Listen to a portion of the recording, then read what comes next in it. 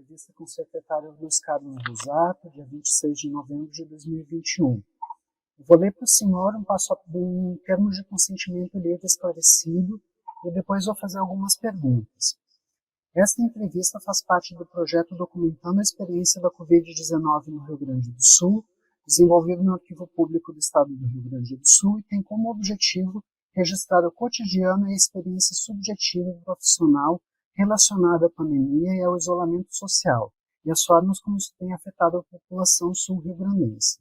Você tem liberdade para decidir se participará ou não e pode solicitar interrupção ou desistir a qualquer momento. Você pode autorizar a divulgação de sua identidade ou solicitar que ela seja omitida. O conteúdo da entrevista será utilizado para fins de pesquisa, educação e cultura e será divulgado na internet para que você e outras pessoas tenham acesso aos resultados. Não há custos nem compensações financeiras pela participação. Caso você se sinta cansado, triste ou confuso, podemos parar a entrevista e, se for do seu desejo, retomá-la em outro momento. Se você não se sentir confortável para responder alguma pergunta, podemos passar para outra. Se for do seu interesse, você poderá definir um prazo para o início da divulgação de sua entrevista. Então, a primeira pergunta de esclarecimento. Você está esclarecido quanto aos objetivos da pesquisa e quanto à forma como a entrevista será feita? Está sem áudio. Sim. Está me ouvindo? Sim. Agora sim. Você concorda que sua identidade seja revelada na divulgação do material ou prefere que seja usado um pseudônimo? Sim. Você concorda que as informações prestadas nessas entrevistas possam ser utilizadas e divulgadas para fins culturais, educacionais e de pesquisa, e que as mesmas sejam disponibilizadas na internet? Sim, ok. Você autoriza o uso de sua imagem no caso de divulgação do material? Sim. Você está ciente de que tem o poder, neste ou em qualquer momento até o fim dessa entrevista, de definir a partir de que prazo seu depoimento poderá ser disponibilizado para pesquisa? Ok. Certo. Então agora vamos para a entrevista propriamente dita. Por que o senhor se dispôs a participar da pesquisa? Para colaborar, eu acho, para ter uma história aí do que aconteceu durante a pandemia. Foram muitos momentos, né? E eu acho que isso, daqui a alguns anos, talvez a gente não tenha noção de tudo aquilo que nós passamos durante esse período aí. Um período ímpar da história do mundo, né? E que, infelizmente, nós passamos por ele. O senhor poderia falar sobre sua trajetória acadêmica, profissional e política até o convite para participar do governo Eduardo Leite? Bom, a minha história, ela foi escrita em cima da construção civil. Eu fui empresário da construção civil, sou arquiteto, urbanista. A minha vida toda trabalhei com arquitetura e urbanismo, até que chegou um ponto da minha vida que eu resolvi me aposentar e fui convidado, então, pelo então prefeito de Canoas, Marcos Ronchetti, para fazer parte do governo dele como secretário de Planejamento Urbano. A partir daquele momento, em 2001, janeiro de 2001, eu entrei na Secretaria Municipal de Canoas, comecei a trabalhar nos bairros, nas vilas, e comecei a tomar conhecimento, então, de uma realidade que até então o meu trabalho de arquiteto não tinha permitido. Ou seja, o serviço de arquitetura era um serviço mais elitizado, e a partir de então comecei a tomar contato com o público.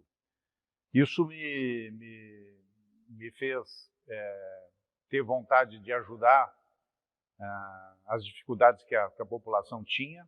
Trabalhei durante 4 anos como secretário de Planejamento Urbano. Resolvi concorrer a vereador, concorri, me elegi em 2004. Voltei para a secretaria, fiquei 2 meses como vereador, voltei para a secretaria como secretário, e em 2006 abriu a possibilidade de eu concorrer a deputado federal pelo meu partido, uma vez que o candidato que estava colocado naquela ocasião desistiu na última hora, né? Para falar bem sinceramente, no dia da convenção. Então, no dia da convenção, fizemos uma reunião e ficou acordado, então, que o meu nome seria colocado como candidato a deputado federal por Canoas. Concorri, me elegi, fui para Brasília em 2006, então, 2007, fui para Brasília, fiz um mandato, me elegi com 44 mil votos pelo PTB, fiz um mandato bastante atuante no primeiro mandato e conseguimos, na reeleição, passar para 88 mil votos, o dobro, né, do que eu tinha me elegido anteriormente. E esses 88 mil votos foram mais galgados fora de Canoas, né, porque na primeira eleição, dos 44 mil votos, 30 mil tinha feito em Canoas. Então, na segunda eleição, passei a trabalhar mais no interior do estado com as cidades pequenas. Nosso gabinete ele atendia mais os municípios pequenos, tendo em vista a dificuldade que os municípios pequenos tinham de se habilitar a recursos, enfim, corpo técnico diminuto. Então, isso, o nosso gabinete começou a se especializar nesse ponto. No meu segundo mandato, depois dessa reeleição com 88 mil votos, fui convidado a ser secretário de obras do Estado do Rio Grande do Sul. Fiquei, então, 2 anos e pouco como secretário de obras, fui para a reeleição, daí passei de 88 para 130 mil votos, fui secretário de obras do governo Tarso Genro, o PTB apoiou, né, a eleição do então governador Tarso Genro e me convidaram pela minha capacitação técnica, me convidaram a ser secretário de obras do Estado. Fizemos um trabalho muito grande na secretaria, reformulamos a Secretaria de Obras, fomos para o interior do Estado, colocamos água encanada e potável para muitas populações que não tinham água, trabalhamos em pavimentações, recuperação de estradas. Foi um trabalho notável na Secretaria de Obras que deixou uma marca, né, tanto para os funcionários lá da Secretaria, até hoje, como a atuação. Foram mais de 3 mil obras feitas durante o nosso período como secretário de Obras. Fui, então, para a reeleição, fiz 130 mil votos, fiquei 2 anos como deputado e resolvi concorrer, então, a prefeito da cidade de Canoas. Me elegi, fiz os 4 anos, e aí, então, nesses 4 anos foi que enfrentamos, então, a tal da pandemia do coronavírus, né? Então, essa é uma breve história antes, né? E não sei se já posso falar sobre a minha experiência daí, então, já como prefeito e agora como secretário? Pode ser? Sim, à vontade. Pois é. Bom, então, agora iniciando, então, na parte do processo em si. Bom, vou repetir meu nome aqui, sou Luiz Carlos Busato, atualmente sou secretário de Desenvolvimento Urbano e Metropolitano, e a minha atuação no enfrentamento à pandemia na gestão pública, ela se divide em 2 momentos. Em 2020, como prefeito de Canoas, e em 2021, como secretário de Desenvolvimento Urbano no Estado. No início do mês de janeiro de 2020, nós fomos surpreendidos com a notícia de um surto misterioso que estava acontecendo lá na China. Logo em seguida, foi confirmada a primeira morte na China e o surgimento dos primeiros casos nos Estados Unidos e na Europa. Até então, nós, na Prefeitura de Canoas, acompanhávamos assim com atenção todas as notícias relacionadas, mas ainda era alguma coisa assim muito distante da nossa realidade. Foi apenas assim no final de fevereiro de 2020 que o primeiro caso foi registrado no Brasil.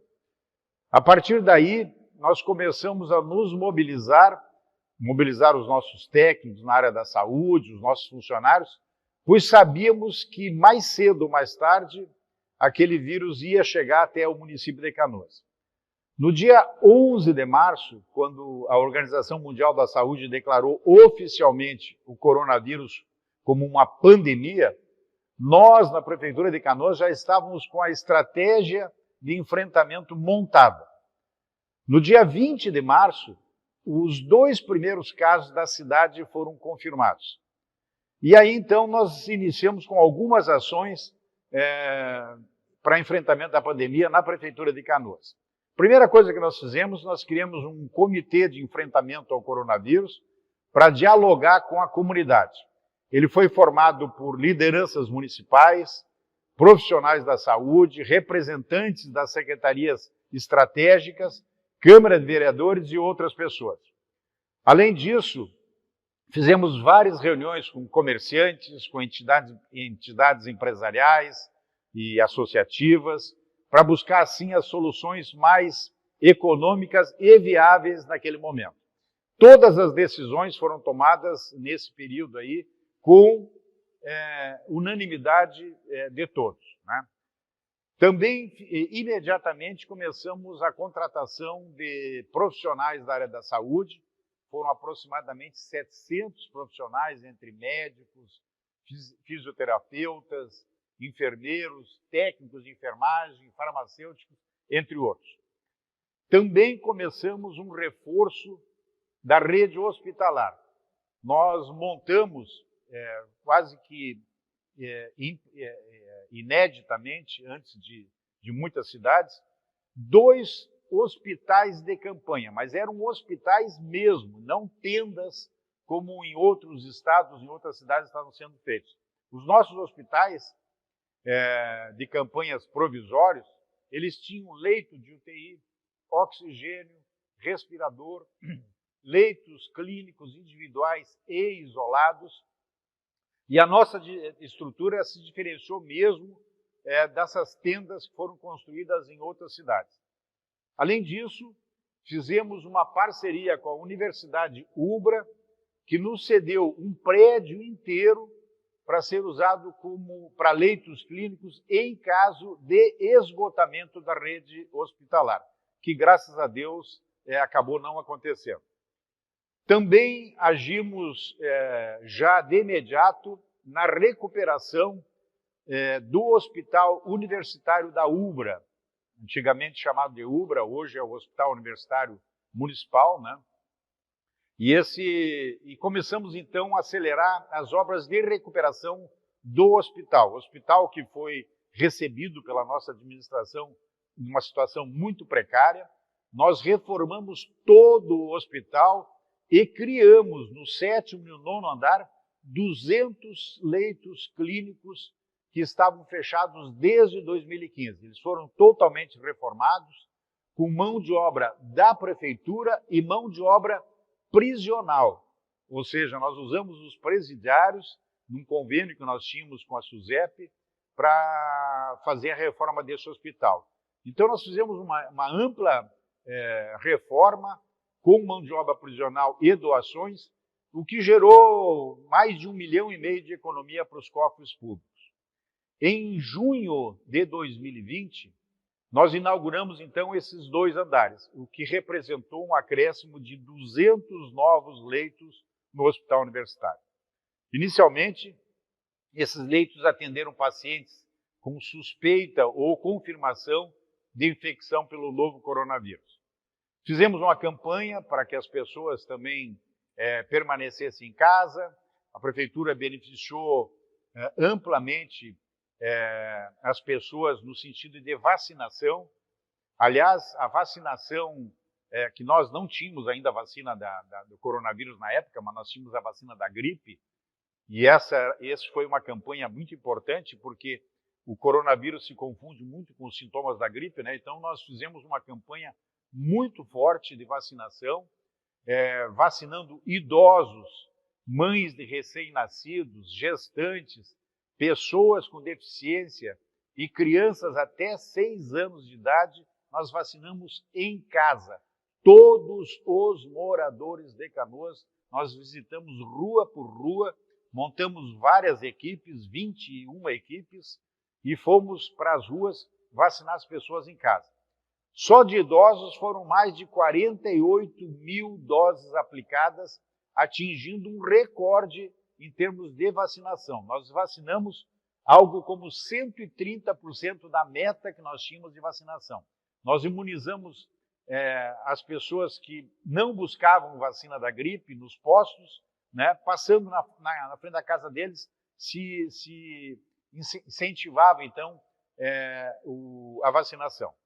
Além disso, nós ampliamos a validade das receitas médicas, né, possibilitando que, com isso, as pessoas fossem menos aos postos de saúde. Aumentamos o tempo de distribuição de medicamentos, entregamos ranchos em casa para todas as pessoas que tinham necessidade, para as famílias escolares, né, dos nossos alunos. Entregamos medicamento também diretamente na residência dos idosos. Ou seja, nós fizemos uma grande campanha para que as pessoas não precisassem sair de casa para buscar remédio, buscar vacina, enfim. Isso talvez tenha possibilitado uma diminuição muito grande da vacinação. Eu quero aqui registrar que na nossa gestão em 2020, nós não tínhamos vacina e não tínhamos testes de Covid em abundância. Era uma raridade se conseguir um teste no ano de 2020. A facilidade da obtenção de testes de Covid começou em 2021.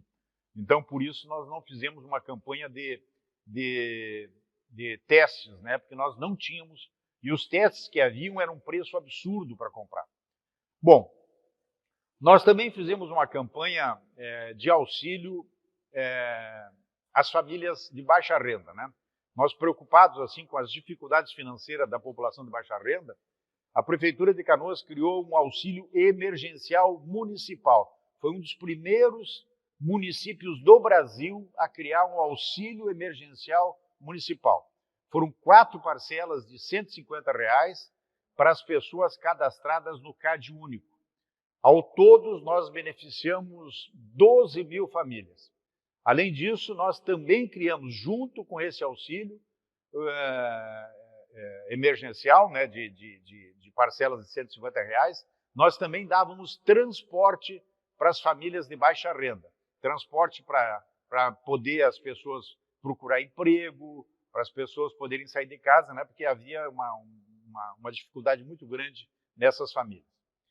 Bom, essa pandemia mostrou que na pior crise de saúde da história da humanidade, o canoense estava bem cuidado e bem protegido. Canoas foi um destaque na criação de leitos, de ação de prevenção, com responsabilidade. Nós trabalhamos para manter a economia ativa, pois o trabalho e a subsistência das famílias nós encaramos também como saúde.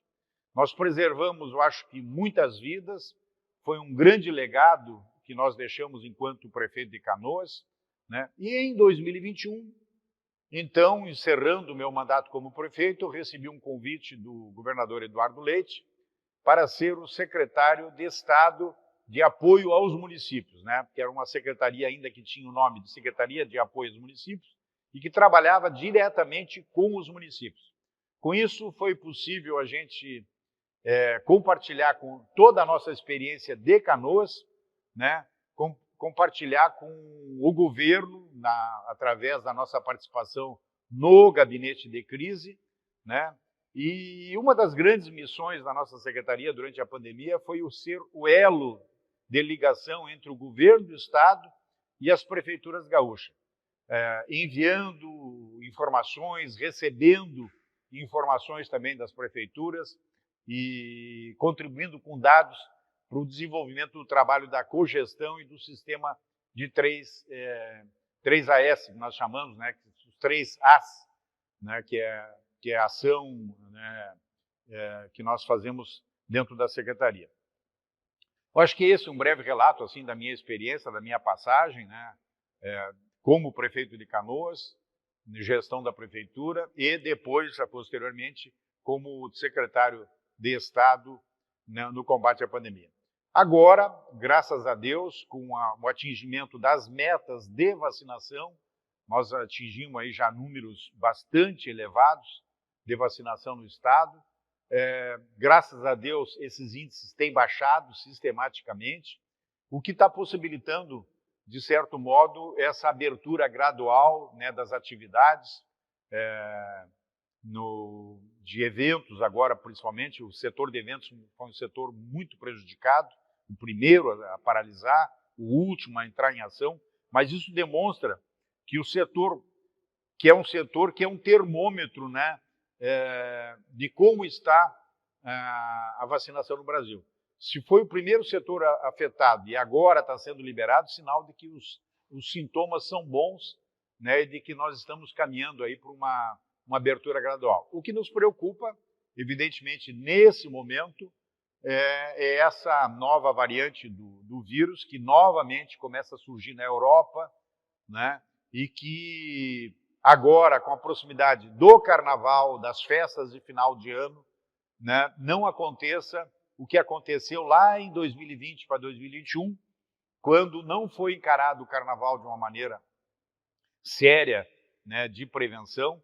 Nos preocupa que isso possa novamente surgir aí um surto com essa nova variante, porque pela variante Delta, nós já estamos aí com a vacinação num bom estágio. Acho que era isso que eu queria assim relatar para vocês, da minha experiência aí como prefeito e como secretário de Estado. O senhor abordou várias questões que a gente ia perguntar. Eu queria, então, retomar algumas coisinhas que ficaram para trás. A primeira coisa, assim, fazendo uma comparação da sua atuação como prefeito e como secretário no combate à pandemia. Quais são as possibilidades, quais são as dificuldades em cada situação? Uma dificuldade grande que nós tivemos durante todo o exercício do mandato como prefeito e como secretário de Estado, que a gente percebeu, e aí eu quero fazer um relato aqui mais emocional do que técnico, foi de que na época em que surgiu a notícia de que era uma pandemia, né, eu te confesso que eu até então eu não sabia exatamente o que era uma pandemia, endemia, né, fiquei sabendo quando foi declarada uma pandemia mundial. Então daí nós ficamos sabendo que era uma coisa muito grave e de que teria consequências muito grandes. Bom, nesse momento, exatamente nesse momento, é um momento onde a responsabilidade cai nos ombros do prefeito, né? Fecha a cidade, não fecha a cidade, fecha comércio. Isso foi uma situação que nos deixou muito apreensivo, porque é difícil de conciliar, né, a economia com a gestão de salvamento de vidas, né? É claro que naquele momento, o que eu percebi é que muitas pessoas se calaram. Muitas pessoas ficaram quietas e deixaram que a solução fosse dada pelo prefeito ou pelo governador, né? E aí, eu quero aqui ressaltar a atuação do governador Eduardo Leite, que foi corajoso, né, enfrentou e trouxe para ele a responsabilidade de fechamento de comércio, de fechamento de algumas atividades. Quero ressaltar também a responsabilidade dos prefeitos, que tiveram que tomar também atitude, porque naquele momento não tinha ninguém que dissesse contra. Evidentemente, depois que passou algum tempo, que a pandemia foi minimamente controlada, começaram a surgir, então, os engenheiros de obras prontas, vamos chamar assim, né? Aquelas pessoas que, vendo que não precisava ter fechado naquele momento, que não precisava isso, não precisava aquilo, só que naquele momento não estava ali ninguém para dizer o seguinte: não, vamos deixar aberto, vamos respirar um pouquinho mais, não vamos prejudicar isso, não vamos prejudicar aquilo. Então, essa questão é uma questão que eu coloco aqui como discussão, porque hoje existem inúmeras pessoas que criticam as atitudes que foram tomadas naquela oportunidade. Mas naquela oportunidade, nenhuma delas estavam do lado para dizer, olha, não fecha, não faz isso, não faz aquilo outro. Se omitiram e, evidentemente, nós, e quando eu falo nós, é o governador e os prefeitos, tivemos que tomar uma atitude, né? E a atitude mais razoável que nos pareceu naquele momento era de fazer um fechamento preservando as vidas, principalmente preservando as vidas, que é o valor maior que nós temos. Eu acho que esse é um depoimento que eu quero deixar aqui e que não me arrependo 1 milímetro de todas as atitudes que nós tomamos, porque tenho certeza que essas atitudes salvaram vidas. Vou dar um outro exemplo. O fato de nós montarmos em Canoas 2 hospitais de campanha completos, com ar-condicionado, com respiradores, UTI, né, também foi uma atitude de coragem, porque em alguns lugares no mundo, em outras cidades, montaram simplesmente tendas e nós resolvemos em Canoas encarar de frente. Nós nos preparamos para o pior que poderia acontecer. E graças a Deus, em função de todo aquele preparo, os hospitais serviram para salvar muitas vidas, né? E eu acho que cumpriram plenamente a sua função. Esse é o depoimento que eu queria aqui deixar pela experiência que eu passei naquele momento de grande tumulto. E outra, nós, quando encerramos o ano de 2020, nós pegamos o primeiro pico da onda. Quando, em novembro, estava em declínio todos os casos, né? Estava diminuindo. E aí surgiram, inclusive na campanha eleitoral, surgiram pessoas que criticavam. Não deveria ter feito isso, não deveria ter feito aquilo, pensando que a pandemia estava acabando. E aí, em fevereiro e março deste ano, acabou revertendo e foi pior ainda a situação. E todos esses que falavam que não iam fazer isso ou aquilo, acabaram mordendo a língua porque tiveram que enfrentar ainda uma situação pior ainda do que nós enfrentamos. Então, acho que isso serviu também como lição de que a gente tem que ser sereno, tem que ser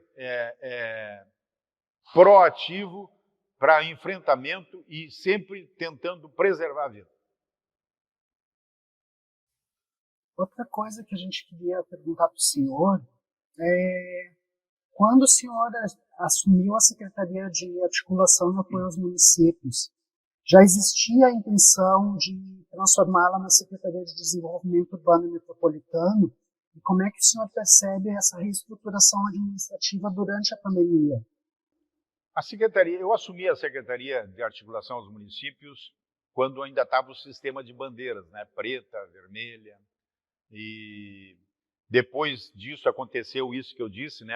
Começaram a haver muitas críticas ao sistema de bandeiras, que eu aqui quero deixar o meu testemunho de que foi muito eficiente e salvou muitas vidas, mas em função das críticas e do apelo, principalmente de alguns prefeitos, que não enfrentaram a pandemia em toda a sua totalidade, tiveram a sorte de não ter uma pandemia violenta nos seus municípios, o governador resolveu mudar o sistema, passar do sistema de bandeiras para os 3 As, né? Então, e foi exatamente nessa época aí que eu assumi a secretaria. E eu, quando assumi a Secretaria de Articulação e Apoio aos Municípios, a secretaria tinha esse viés de apenas fazer articulação com os municípios. Em função da minha formação profissional, por eu ser arquiteto, urbanista, uma das coisas que eu conversei com o governador é que eu gostaria que a secretaria tivesse uma função mais técnica, né, de planejamento. E foi isso, então, com esse espírito, que foi reformulada a secretaria, mudou de nome, inclusive, para a Secretaria de Desenvolvimento Urbano e Metropolitano, porque ela realmente tem a função de entrar dentro das cidades, ajudar os municípios no seu desenvolvimento urbano, e é metropolitano porque nós temos uma função muito importante na região metropolitana também de planejamento, transporte público, enfim, todas essas questões, lixo, né, todas essas questões que envolvem os problemas dos grandes centros urbanos. Então, esse é o foco novo da Secretaria. É uma pena que talvez eu não consiga, dentro do meu período de secretário, realizar tudo aquilo que eu gostaria, porque em março eu devo deixar a Secretaria em função das minhas pretensões políticas, e talvez até março a gente não consiga ainda colocar a Secretaria dentro daquele ritmo ideal que ela deveria ter. Secretário Busato, é muito nítido assim pela sua trajetória, desde deputado e secretário. Você lá atrás já tem esse pé na articulação com os municípios e com a relação com os municípios. Como foi administrar a relação entre Estado e municípios naquele período que o senhor assumiu a secretaria, que foi o período de auge da pandemia, né? O período mais complicado. Como é que foi essa experiência? Esse foi o momento que eu falei agora há pouco, né? Um momento onde muitos prefeitos que não foram atingidos de uma maneira significativa durante a pandemia se sentiam prejudicados de ter que fechar comércio, de ter que... muitos relatos eu ouvi de prefeitos criticando que tinham que abrir o comércio, tinham que deixar as atividades, mas eram prefeitos de cidade que exatamente não tinham hospitais. Ou seja, no momento que ele tinha algum doente, ele mandava para uma cidade que tinha hospital. E aí o prefeito que estava na cidade que tinha hospital, como é o caso de Canoas, por exemplo, tinha que dar conta, né, dos doentes da cidade daquele prefeito que não queria. Então, esse olhar que muitas vezes o gestor público não tem, às vezes até por uma certa ignorância ou até pela formação de alguns prefeitos, é de que nós tivemos uma grande ter uma grande dose de paciência e uma grande dose de articulação para poder explicar, fazer o prefeito aquele ver que ele não tem as dificuldades que o outro município que tem hospital tem. Né? Canoas, por exemplo, é uma cidade que tem 3 hospitais. Nós atendimos aí 156 municípios. Canoas, a saúde de Canoas, em função de uma reformulação que o ex-prefeito anterior a mim fez, trouxe para a cidade de Canoas a responsabilidade, né, de ser referência para 156 municípios. Ou seja, Canoas é o segundo polo de saúde do estado. Depois de Porto Alegre, é Canoas. Então, isso nos causava assim, uma certa indignação até de ver alguns prefeitos reclamando de que tinha que ter medidas de prevenção, porque não sabiam, né, da responsabilidade, não tinham a responsabilidade de receber doentes de outros municípios, coisa que nós fazíamos. Então, esse momento, durante a pandemia, em que eu assumi como secretário, a gente percebeu esse desconhecimento de alguns municípios, e esse foi o grande trabalho como secretário, de ir de encontro aos prefeitos, participar das reuniões de associações regionais, ir lá explicar, fazer eles entenderem da necessidade de ter prevenção, de usar máscara, de não ter aglomeração, de proibir as reuniões, né? Isso foi uma dificuldade. E, é claro, os prefeitos aí reclamavam que tinha que ter mais policiamento, e nós não temos brigadiano para a cidade, para o estado inteiro, né?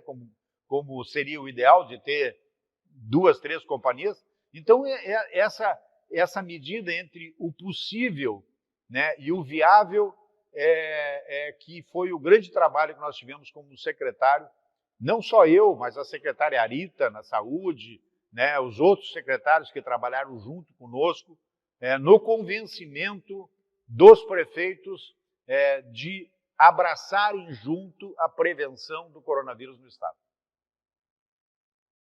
Secretário, outra coisa que eu gostaria de lhe perguntar é como é que foi o seu acolhimento ao chegar no gabinete de crise e também quais foram as discussões dentro do gabinete de crise para a criação do sistema de 3As. Bom, o acolhimento que eu tive dentro do gabinete foi o melhor possível, né?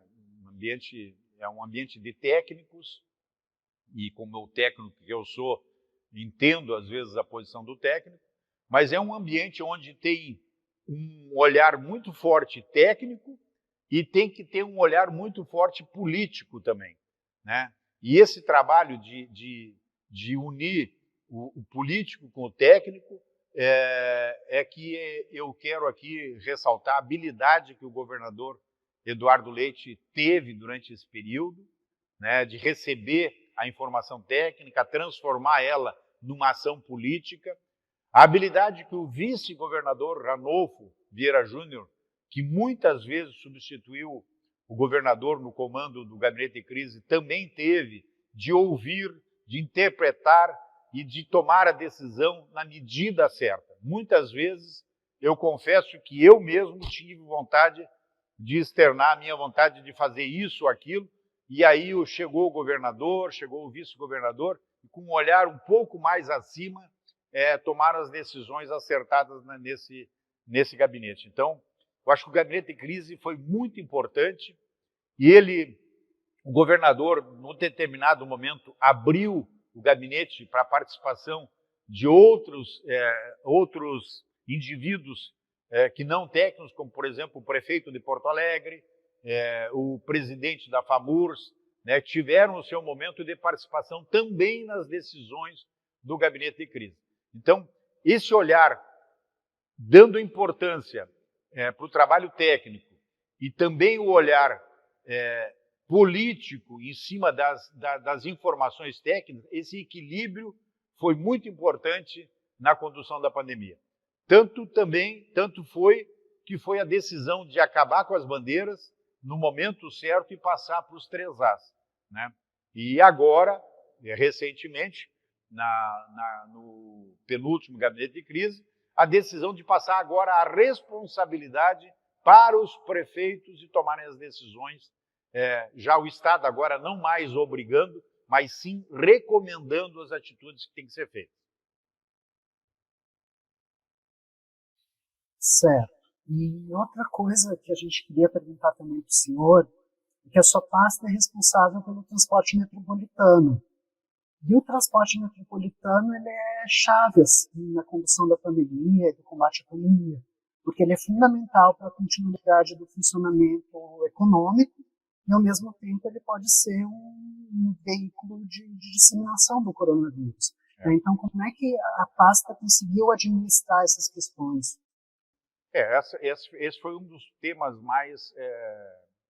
mais preocupantes nossos, porque a população precisa se locomover, o número de veículos é limitado, né? Nós não temos como colocar um ônibus de 1 em 1 minuto, né, com capacidade de 30% de assentos. Então, essa dosagem sempre foi uma discussão muito grande. As decisões que nós tomamos foi de diminuir o número de ocupação para que não houvesse passageiros em excesso, a circulação de ar dentro dos veículos, com janelas abertas, enfim, para evitar a propagação, e o uso de máscara, que nós, no município de Canoas, fomos o primeiro município a exigir o uso de máscara no transporte público. Foi uma decisão que eu tomei quando prefeito ainda, e que, confesso que naquele momento eu tive até preocupação de se ia ser aceito pela comunidade, e foi muito bem aceita por todos os moradores. Então, são fases que a gente passou e que hoje, puxando da lembrança, nos traz assim, momentos bem decisivos e preocupantes. Mas eu acho que é isso, a pandemia, graças a Deus, nós estamos já com ela bem controlada, né? Tomara a Deus que não tenhamos aí um novo surto e possamos seguir a nossa vida normalmente. Secretário, a gente já está encaminhando para o final da entrevista. A última pergunta, depois tem umas perguntas finais, mas como o senhor percebeu a atuação do governo federal, tanto como prefeito como secretário? Como é que foi essa atuação do governo federal? O governo federal tem dois aspectos aqui que a gente tem que ressaltar. Primeiro, eu acho que o presidente perdeu a oportunidade. É um dos países que mais vacinaram no mundo. O Brasil, hoje, está entre os países que mais vacinaram no mundo. E, infelizmente, o presidente não soube talvez aproveitar isso de uma maneira adequada, ou seja, fez sempre críticas ao sistema de proteção, uso de máscara, enfim. Acho que a discussão, o tema político se misturou muito com a questão técnica, né? E isso prejudicou muito as ações que o governo federal tentou fazer. Fez um bom trabalho no final, como eu disse, é um dos países que mais vacinaram. O governo federal estendeu a mão aos estados e aos municípios quando foi preciso injetar recursos. Então, nós mesmos em Canoas recebemos um recurso bastante importante para a construção dos hospitais de campanha, no enfrentamento da pandemia. Eu acho que o grande problema do governo federal foi ter misturado a política com a ciência, né? Eu acho que essa foi talvez o ponto falho aí, que acabou gerando toda essa polêmica que nós vemos no Brasil inteiro. Secretário, e tem mais alguma coisa que o senhor gostaria de relatar que eu não tenha perguntado nessa entrevista? Tem alguma consideração final que o senhor queira fazer? Não, eu acho que a conversa foi bem interessante. Eu acho que deu para a gente relatar aqui a nossa experiência à frente do município, a experiência como secretário de Estado. E volto a dizer aqui, quero destacar aqui a grande atuação que o governo do Estado do Rio Grande do Sul teve no enfrentamento à pandemia. O governo do Estado do Rio Grande do Sul serviu de exemplos para muitos outros estados no enfrentamento da pandemia. Acho que foi bem conduzida, né? E serve de experiência para enfrentamento de outras questões aí para diante. Uma das questões que eu só queria deixar destacado aqui é a questão da vacinação ainda. Existem muitos municípios que ainda talvez precisem focar mais na questão da vacinação, da conscientização das pessoas de tomar vacina. Volto a repetir, nós em Canoas fizemos a vacinação dos idosos, crianças, gestantes em casa. Eu acho que seria o caso agora, nesse momento, de muitos municípios adotarem essa postura de colocar equipes na rua e passar de rua em rua. Eu garanto que muita gente que não se vacinou e não teve coragem, se passar na frente da casa, vão se vacinar. Então, acho que essa talvez seja uma sugestão que eu deixo aqui pela minha experiência na passagem pela Prefeitura de Canoas, de fazer esse movimento de levar vacina a domicílio. Acho que isso faria com que nós atingíssemos essa pequena faixa ainda de pessoas resistentes à vacinação. E, por fim, o senhor quer estabelecer algum prazo para tornar pública a sua entrevista? Estabelecer o quê? Um prazo. Para tornar pública a entrevista. A gente já pode divulgar amanhã, ou um mês, ou enquanto pode ser divulgado imediatamente, sem problema nenhum. Tá certo. Então a gente vai fazer o tratamento técnico e assim que possível vamos disponibilizar. Muito obrigado, secretário. Obrigado. Foi muito bacana escutá-lo e desculpa pelos problemas técnicos. Não, tranquilo. Muito obrigado pela oportunidade.